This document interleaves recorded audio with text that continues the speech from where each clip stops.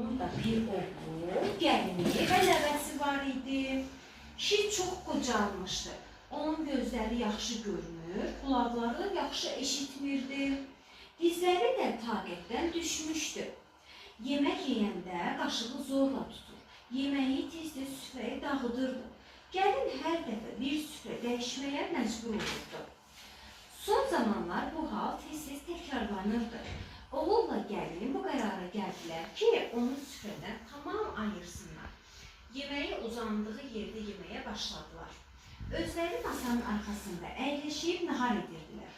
Ata onları məzlum-məzlum baxıb gözlərindən yaş tökərdi. Bir dəfə qoca saxsız çanağı əlində tuta bilməyib yerə saldı. Bunu görən gəlin onu o ki var damladı. Amma kişi susub heç nə demədi, dərindən ah çəkdi. Oğlu əhvalatı biləndə taxta bir çana qaldı. İndi ata yeməyi yalnız bu taxta